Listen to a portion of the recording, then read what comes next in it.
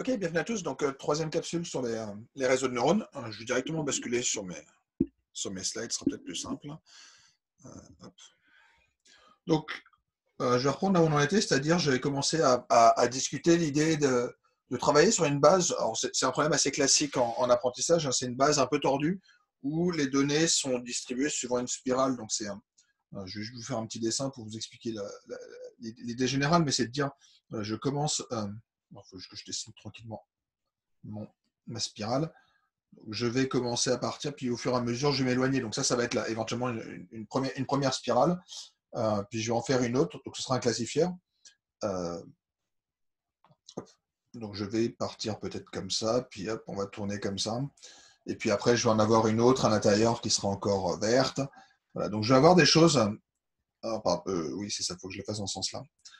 Voilà, donc je vais continuer comme ça, puis je vais éventuellement en faire une dernière euh, qui sera à l'intérieur. Voilà, donc on va construire des choses un peu tordues de ce genre-là, et on essaye de faire un classifieur. Donc je vais rester en dimension 2 quand même, on va faire simple. Euh, donc je vais être avec du x1 et du x2 ici, et ma couleur, ce sera mon y. Okay, donc ici, c'est y égale 1, et ici, ce sera du y égale 0. Et donc on essaye de faire un classifieur. Okay, donc c'est un exemple, encore une fois, assez connu en machine learning de base un peu compliqué. Donc, je vous ai mis ici le code pour générer une telle base. Alors, histoire de vérifier que ça marche bien, je vais faire une base d'apprentissage et une base de test. Okay, j'ai généré ici 800 données. Okay. Les classes sont ici. Donc, les classes sont. Alors, ma première spirale est classe 1, deuxième classe 2, troisième classe 1, quatrième classe 2.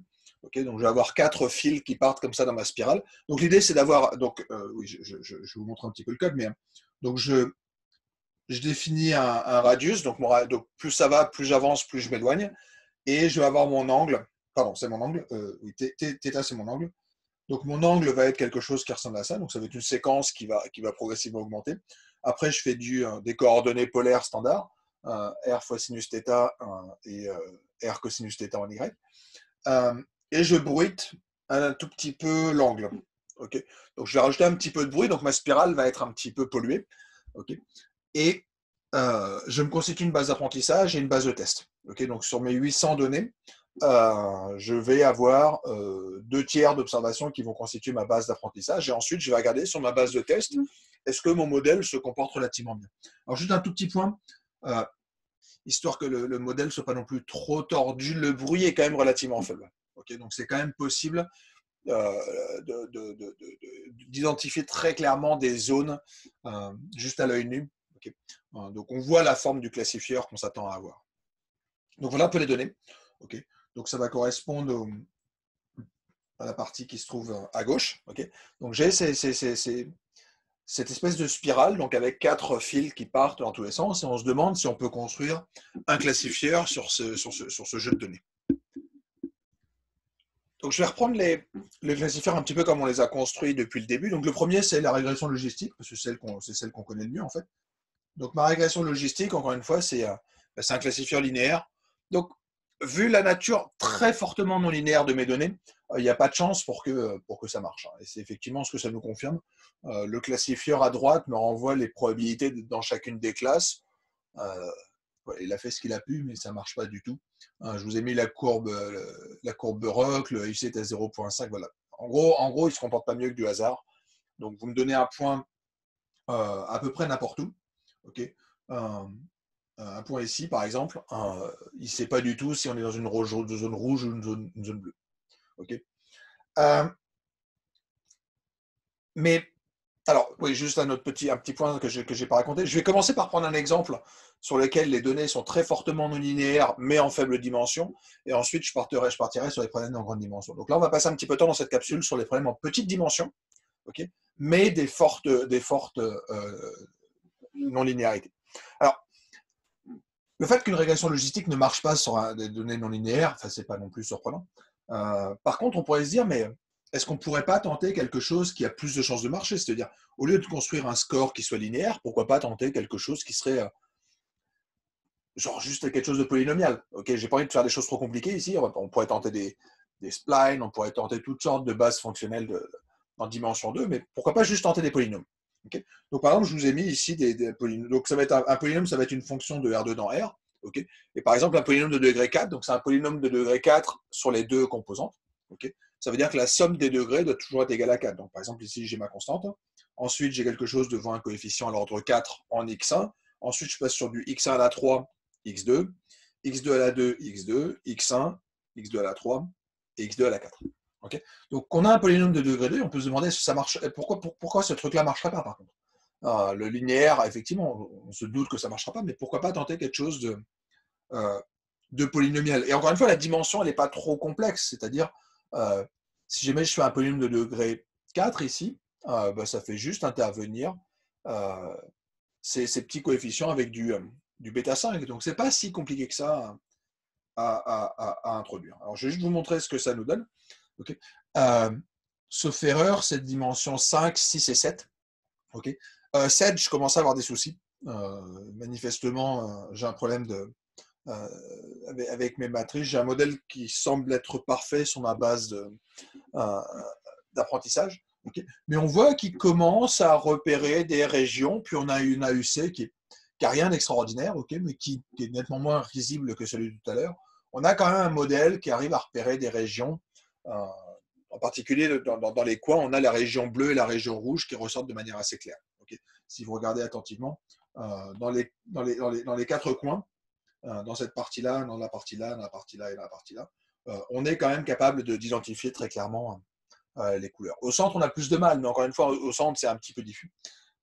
Mais voilà, on a un AUC qui est de l'ordre de 0,75. Okay.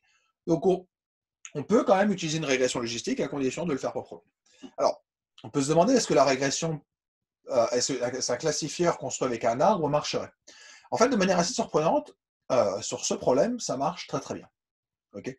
Je vous ai mis ici l'arbre, alors on voit je ne vais pas rentrer dans le détail pour savoir à quoi il correspond, mais il n'a pas beaucoup de feuilles, hein. Il n'est pas non plus complètement délirant. Je dois peut-être avoir une douzaine de feuilles, quelque chose comme ça. Et on voit le résultat est quand même relativement satisfaisant, dans le sens où il arrive à repérer une des spirales rouges, la deuxième spirale rouge, puis le reste qui sont les deux spirales bleues. Okay. C'est un classifieur où je représente ici les probabilités. Hein. Donc, ce n'est pas un classifieur sur les classes. Je n'essaie pas de deviner est-ce que je suis dans la classe 0, pardon, dans la classe bleue ou dans la classe rouge. Je calcule une probabilité. D'où la région jaune. Donc, jaune, c'est qu'on a une probabilité qui est de l'ordre de 50%, donc il a du mal à classer. Mais on voit qu'on n'est pas si mauvais que ça, globalement, okay, sur ces probabilités. Et j'ai un AUC de l'ordre de 0,96. Donc, l'arbre dont on s'est moqué un petit peu auparavant en disant que c'était simpliste, que c'était pas très robuste, au final, il s'en sort quand même incroyablement bien sur cette base de données compliquée. Okay.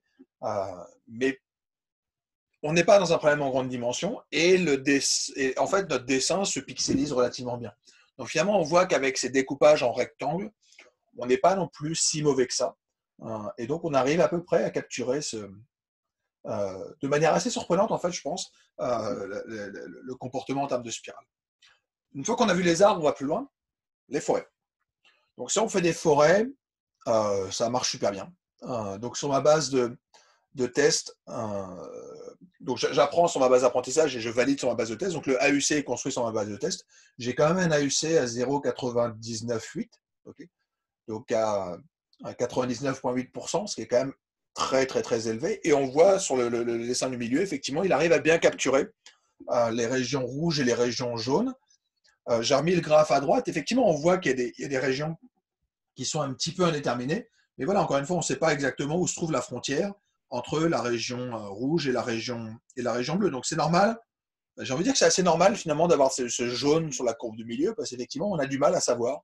Il y a à peu près autant de chances d'être dans la région rouge que dans la région bleue, d'où ce jaune qui me dit que la proba, elle est plutôt proche de 50%. Donc, on a un résultat qui marche très, très, très, très bien avec une forêt aléatoire, donc qui consiste à faire un apprentissage d'ensemble, mais parallèle. Donc, on va bootstrapper nos données, on va construire plein d'arbres, on va récupérer les prédicteurs et ensuite on agrège. En l'occurrence, j'agrège mes probabilités. Donc, la probabilité que je récupère en un point, c'est la moyenne des probabilités. Ok, ensuite, on avait vu du gradient boosting. Donc, l'idée du boosting, c'est au lieu de faire un apprentissage en parallèle, je fais un apprentissage séquentiel. Okay. Donc, je vais apprendre avec un premier modèle très simple, un premier arbre simpliste. Ensuite, je vais récupérer les erreurs, je vais réapprendre sur ce petit modèle et construire des arbres. Alors, c'est quand même un modèle dans lequel on n'apprend pas complètement. Je vous rappelle qu'on a ce paramètre de compressage, okay, qui fait qu'on apprend une partie de ce que ça nous dit. Et on apprend avec des arbres très simples. On avait vu l'arbre qu'on a construit tout à l'heure. Ce n'était pas un arbre à 4 feuilles, c'était vraiment c'est un arbre un peu plus complexe. Pas trop complexe non plus, mais plus complexe quand même que les 3 feuilles. Et il est possible qu'ici, on n'arrive pas trop à le capturer parce que voilà, il nous dit qu'avec à peu près 1500 itérations, on a l'optimum sur notre base de test. Okay, donc, encore une fois, à gauche, j'ai quelque chose qui est donc c'est pas du MSE parce qu'on n'est pas dans un problème de régression, on est plutôt sur ce qui va s'interpréter comme étant une déviance de Bernoulli, okay, comme on dit en GLM. Donc sur ma base d'apprentissage, ça ne cesse de décroître, okay, donc logique. J'apprends énormément sur ma base d'apprentissage. Par contre, sur ma base de test, il semblerait qu'assez vite, je plafonne. Donc, au bout de 1500 tests, on a atteint une espèce de plafond. Et on a finalement un AUC qui est du même ordre en fait, que notre régression logistique. Donc, et on le voit sur le graphique de droite, il n'a pas compris du tout la structure, contrairement à notre random forest. Okay, donc, le boosting ne semble pas marcher de manière très, très, très efficace. Voilà, donc on est un petit peu déçu peut-être, mais voilà, c'est comme ça. Alors maintenant, j'ai tenté des réseaux de neurones. Donc j'ai utilisé la fonction net. Donc il faut se souvenir, c'est un réseau de neurones qui va contenir forcément une seule couche. Okay, donc j'ai juste une seule couche de neurones, okay, qui ensuite sont réagrégés. Donc on avait vu tout à l'heure, quand je vous ai parlé des problèmes de classifieurs, où j'avais des régions bleu-rouge, que finalement en augmentant un peu la dimension, ça devait marcher. Donc de mémoire, ici, il me tente des classifieurs avec 10 neurones, mais manifestement, ça ne marche pas, puis c'est relativement instable. Donc j'ai mis les graphiques en bas des différentes régions. Donc il arrive quand même à repérer les rouges en bas, à droite et en haut à gauche, mais globalement, c'est quand même très mauvais. C'est du même ordre que le boosting, hein, mais c'est aussi mauvais. Enfin, c'est un petit peu comme la régression GLM avec des coefficients polynomiaux, sauf que dans notre modèle, on avait quand même a priori un petit peu moins de coefficients, je pense, que ce qu'on a. Donc, voilà, un peu déçu par ce classifieur NNet, mais maintenant, on va le voir plus tard. Peut-être que le problème vient du fait qu'il est mal paramétré. D'accord. Donc, on va faire nous-mêmes un petit réseau de neurones et voir si jamais on est capable d'optimiser cette chose-là. Alors, je suis allé un petit peu plus loin. J'ai regardé non pas un classifieur, enfin, non, j'ai des spirales pas juste avec 2 couleurs, mais avec 4 couleurs. Et là, on se demande si on est capable de faire du multiclasse. Okay, donc là, cette fois-ci, comme j'ai du multiclasse, je ne vais pas représenter toutes les probabilités. Donc, je regarde par un vote majoritaire quelle est la classe qui l'emporte. Okay, donc, on a une première spirale verte, ensuite on a une rouge, ensuite on a une jaune, ensuite on a une bleue. Okay, puis tout ça est bien sûr emmêlé. Alors, premier dessin au centre, c'est le cas d'un classifieur par arbre, avec juste un arbre, okay, mais du multiclasse. Et on voit qu'il se comporte quand même relativement bien. On voit que la zone prédite correspond effectivement de très gros, de manière très grossière, à ce qu'on avait généré. Donc on est plutôt content, je pense, de notre classifieur par arbre, et je peux l'améliorer en prenant du random forest. Voilà. Donc avec du random forest, j'ai des arbres qui marchent très très bien, dans le sens où j'arrive, enfin, des collections d'arbres qui me donnent une frontière qui est presque très exactement ce qu'on a généré avec nos données. Okay, donc visiblement, le random forest marche très très bien. Ensuite, le boosting. Le boosting, cette fois-ci, se comporte mieux. On voit qu'il a besoin d'un petit peu moins d'arbres pour apprendre. Okay, donc je ne l'ai pas spécialement tuné de manière trop différente. J'ai repris à peu près la même chose qu'auparavant. Et on a cette fois-ci un prédicteur qui marche nettement mieux. Donc c'est le graphe du milieu. Pardon. Le graphe du milieu me donne les régions qui correspondent à mes régions majoritaires dans un boosting. Et le cas de droite, je reviens sur du random forest. Okay. Sur du réseau de neurones. Alors, la petite subtilité, oui, pardon, j'ai oublié de le dire parce que en fait, ça m'était sorti de la tête, mais je n'utilise pas directement la fonction nnet. Ici, pour le faire, j'étais passé par Caret. Okay. Donc, dans Caret, encore une fois, vous avez tous les packages que j'ai présentés, les random forest, du boosting qui sont dedans. La seule chose, c'est que vous avez une méthode assez simple pour l'utiliser, c'est de dire train pour apprendre un modèle. Okay, donc il y a cette fonction train que je peux utiliser. J'ai la variable que je veux modéliser, je mets toutes mes variables. Je dis que j'apprends dans ma base un dftrain. Donc, oui, j'ai oublié de le dire, mais je suis obligé de centrer mes données. Hein. Donc ici, je norme toutes mes données. Donc comme j'étais toujours entre -1 et 1, il suffit que je multiplie par 2 et que j'enlève 1. Okay. Pardon. Que j'ajoute 1 et que je divise par 2 pour pouvoir récupérer mes données sur l'intervalle 0,1, mes x, mon x1 et mon x2. Oui, dans train, on a cette méthode. Donc là, je lui mets à peu près n'importe quoi. Donc l'idée de Karel, c'est d'avoir une fonction assez générique pour fitter n'importe quel type de modèle avec n'importe quel type d'algorithme. Donc vous avez toujours la même syntaxe, train de y tilde point, votre base de données en entrée, et ensuite vous mettez votre méthode, donc nnet, random forest, rpart, tout ce que vous voulez. Okay. Donc c'est peut-être un peu plus opaque parce qu'effectivement je ne choisis pas la forme la dimension de mon réseau de neurones. De mémoire, c'était par défaut, quand j'avais regardé, j'avais quelque chose de l'ordre de 10 qui était utilisé, et on voit que ça performe relativement mal ici sur nos données, comme auparavant. Okay. Donc on va essayer de le programmer nous-mêmes. Alors, je vais prendre un réseau de neurones peut-être un petit peu plus compliqué, dans le sens où je vais m'autoriser à avoir 2 couches. Okay. L'idée, c'est quand même de programmer un vrai réseau de neurones. Donc, on va partir de nos 2 inputs, qui sont ces 2 informations x1 et x2. On va introduire une première couche, okay, dans laquelle on va mettre de mémoire une petite dizaine de neurones. Okay. Éventuellement, je vais m'autoriser à avoir une deuxième couche, okay, qui aura peut-être 2 ou 3 couches, je ne sais plus, 2 ou 3 neurones, je ne sais plus. Et après, on arrive sur la fin, sur ma variable y. Et donc, à chaque fois, on va relier tout ça ensemble. Okay, donc, je vais constituer tout ce réseau de neurones qu'on va programmer. Okay, donc, la syntaxe, elle est là. Donc, c'est. Pardon, j'ai mis au total. Non, j'ai mis Gnode. Bon, non, c'est ça, j'ai mis Gnode. Et c'est ça qu'on va utiliser. Donc, il y a 2 layers. 2 layers donc, qui sont ces deux niveaux. Alors, oui, c'est ça. Les 4 niveaux que je mettais à la fin sont essentiellement liés à la détection des 4 couleurs. Donc, quand on a un classifieur multiclasse, c'est assez classique de mettre à la fin autant de neurones qu'on a de classes qu'on veut prédire, et ensuite on agrège tout ça pour avoir notre Y. Okay. Donc la deuxième étape est une étape un peu pré-traitement avant le Y, dans le sens où on va créer quelque chose qui va nous donner quelque part quelque chose qu'on pourrait espérer comme étant une espèce de proba d'être dans chacune des classes. D'accord. Donc première couche 4 neurones, deuxième couche, pardon, première couche 10 neurones, deuxième couche 4 neurones, et en sortie mon Y. Donc ça impose d'avoir un certain nombre de coefficients. Okay. Donc j'ai introduit donc j'ai en entrée mon Y, en sortie mon X, en sortie mon Y. J'ai des jeux de coefficients. Donc j'ai mon W1 et mon B1, donc qui vont correspondre à cette première couche. À la fin, j'ai mon W2 et mon B2. Okay. Donc W2 va être une matrice. Encore une fois, j'ai quand même pas mal de paramètres à faire entrer. Okay. Et donc on va avoir cette architecture. Alors j'ai besoin d'un tout petit peu plus loin. L'architecture, c'est le petit dessin.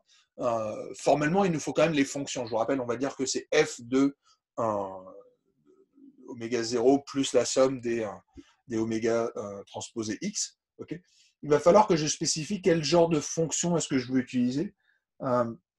Donc ici, la fonction, c'est une fonction, ce qui s'appelle une fonction relue, c'est-à-dire juste la partie positive. Okay. Donc je vais prendre la partie positive de ma grandeur. Donc je cape à 0 et ensuite je prends la partie positive. Okay. Et sur la fin, comme on va vouloir interpréter ça comme étant des probabilités, on va utiliser une sigmoïde qui, généralisée en dimension plus grande, s'appelle une fonction softmax, qui revient en fait à faire une régression multinomiale avec des transformations logistiques, comme on l'avait vu dans les modèles de régression. D'accord. Donc, on est sur des modèles qui ne sont pas trop tordus non plus. Donc, on va prendre des parties positives. Donc, je vais juste réécrire mon petit modèle. J'ai des X. Je vais créer mes composantes comment? En faisant la fonction de ma combinaison linéaire. Donc, ma fonction, c'est une fonction positive, juste la partie positive. Okay, donc, je crée ces variables ZJ sur la couche 1. Ensuite, je vais aller sur la couche 2. Comment est-ce que j'obtiens la couche 2? tout simplement en faisant une combinaison linéaire de mes couches précédentes.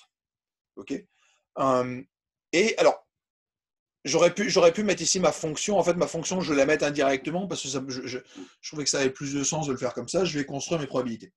Okay, donc, mes probabilités, c'est ma fonction logistique, donc softmax, appliquée à ces z. Okay, donc, soit vous dites que les z, c'est la fonction softmax appliquée à cette combinaison linéaire des z1. Okay, soit vous utilisez j'utilise en deux temps. Voilà, c'est peut-être un peu plus simple en termes de lecture. Okay, donc ça, c'est l'écriture générique. Et ensuite, on peut faire pas mal de choses.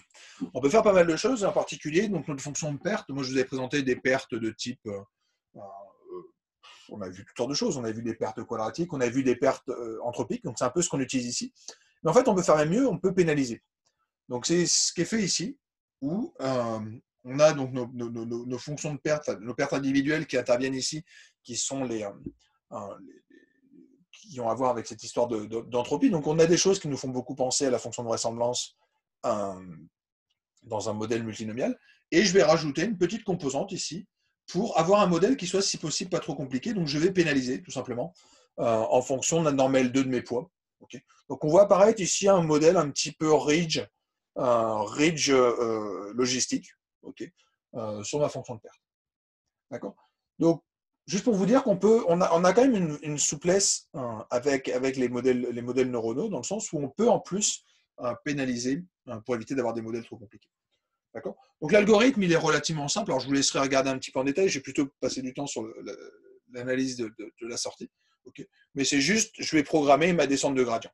D'accord. Donc je programme ma descente de gradient. J'ai forcément quelques petites fonctions locales qui interviennent. Donc je fais juste des mises à jour en fait sur mes poids.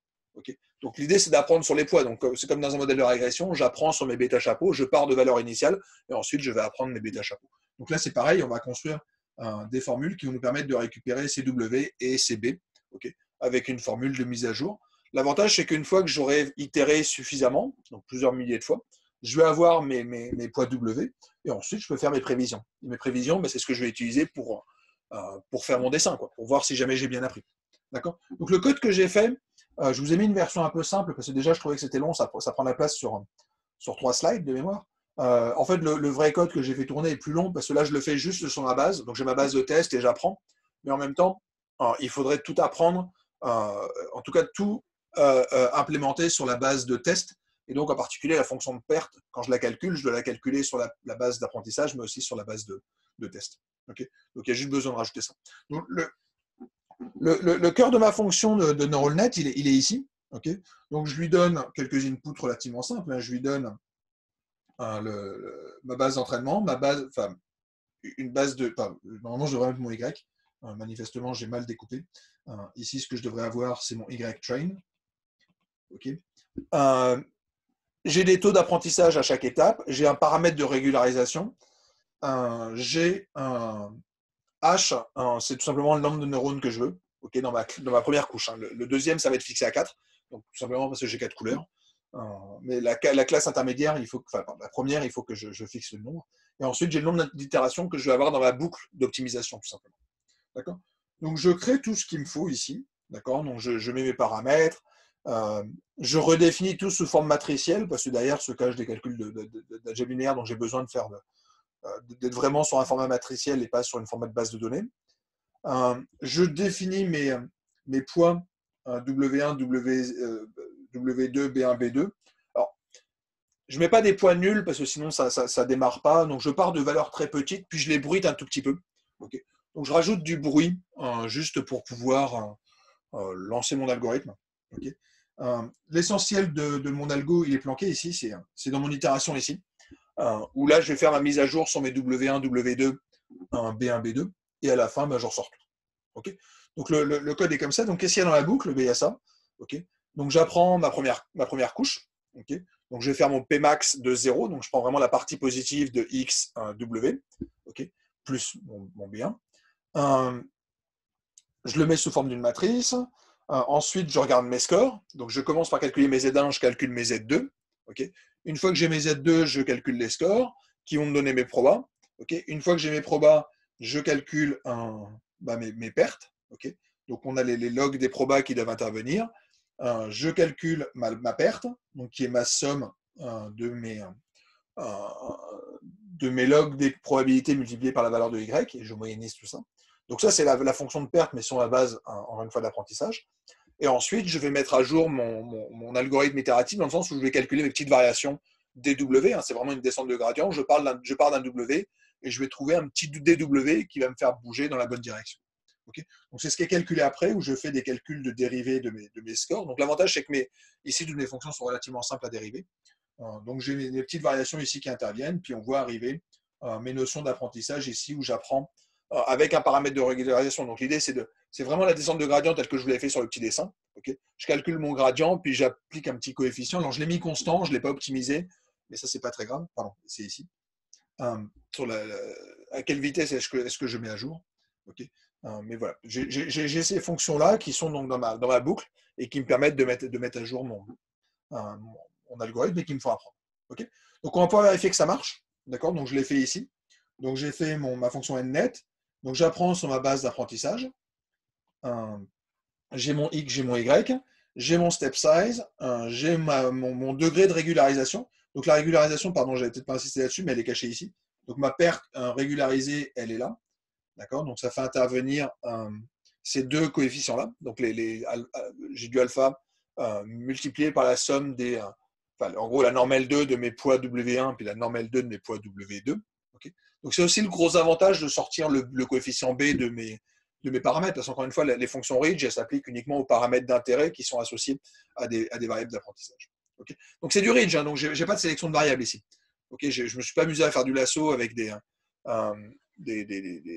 des fonctions qu'il va falloir régulariser un minimum et ce genre de choses. J'ai vraiment fait du ridge. C'est juste pour éviter d'avoir des modèles trop complexes quelque part. C'est juste aussi pour vous montrer qu'on pouvait le faire. Et je fais quand même 3000 itérations. Et oui, pardon, je l'ai fait quand même avec beaucoup de nœuds. Donc j'ai quand même 50 nœuds, 50 neurones qui sont utilisés ici. Okay, donc je l'ai juste fait sur quelque chose d'un peu plus gros que ce que je vous avais dit.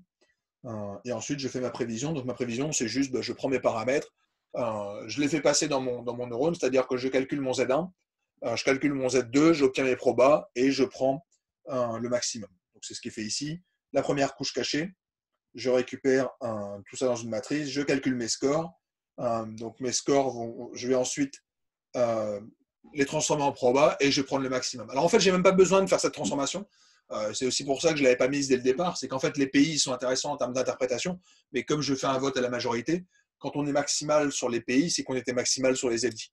Donc en fait, je me contente juste de prendre les scores, c'est-à-dire les Z, et de me demander où est-ce que j'ai obtenu le maximum des Z. Okay, c'est juste pour optimiser mon calcul, et donc je récupérais ma classe palette. Et quand je fais ça, et ben ma foi, cette fois-ci, ça marche. Okay, alors, je suis sur un réseau de neurones qui est plus compliqué que celui qu'on avait eu auparavant, mais on voit qu'on se débrouille quand même pas si mal. Avec. Alors, j'ai regardé à plusieurs étapes. Okay, donc, j'ai arrêté mon algorithme au bout de 1000 itérations, 2000 itérations, 3000 itérations. Et on voit que, manifestement, si jamais on programme correctement le réseau de neurones, ça marche bien. Okay, donc, c'est juste qu'en utilisant Caret, manifestement, je l'avais mal tuné, j'avais mal paramétré. J'aurais peut-être dû utiliser la fonction nnet, j'aurais peut-être dû le faire proprement. Mais voilà, tout à l'heure, ça me donnait des mauvais résultats. Ici, on voit quand même que le réseau de neurones peut marcher très, très bien. D'accord, il faut lui laisser le temps. Donc ça, c'est un algorithme, enfin ça, c'est un problème classique qu'on avait déjà évoqué dans le boosting. Dans le boosting, je fais des modèles au fur et à mesure. Si je n'apprends pas assez, ça ne va pas être bon. Ici, c'est la même chose. Il faut quand même que je converge suffisamment dans mon problème d'optimisation, parce qu'encore une fois, il faut que je m'assure de ne pas tomber sur un optimum local trop aberrant. Okay, donc ici, manifestement, on arrive sur une solution qui est relativement bonne et qui est très proche de ce qu'on avait obtenu avec le Random Forest. Alors, je peux quand même vérifier sur ma base de tests. C'est que dire des choses sur la base d'apprentissage, c'est bien, mais il faut peut-être le dire quand même sur la base de tests, ce serait plus robuste. Et donc, je vous ai mis à gauche le dessin avec la base d'apprentissage et à droite la base de test. Et on voit qu'on s'en sort relativement bien. Okay, donc, on a un AUC qui est de l'ordre de 0,92, okay, ce qui est, ma foi, relativement bon. On voit qu'au centre, on a la moitié moins d'images, enfin, la moitié moins de points que ce qu'on a à gauche. Okay, Mais ça, c'est ce qu'on avait dit. Ma base d'apprentissage, c'est 2 tiers des observations. La base de test, c'est 1 tiers. Donc, effectivement, j'ai 2 fois moins d'observations dans la base de test. Okay. Alors, si on regarde un tout petit peu, on voit que le problème, il est surtout au centre. Okay. C'est-à-dire que au tout départ, c'est là que j'ai le plus de mal à identifier mes points. C'est que si je regarde, j'ai pas mal de points jaunes qui sont dans la région rouge. J'ai pas mal de points rouges qui sont dans la région verte. J'ai pas mal de points verts qui sont dans la région bleue, pas mal de points bleus dans la région jaune. Donc le point de départ, c'est le point le plus problématique parce qu'on a du mal à faire cette séparation de manière très claire. Essentiellement parce que j'ai pas un modèle j'ai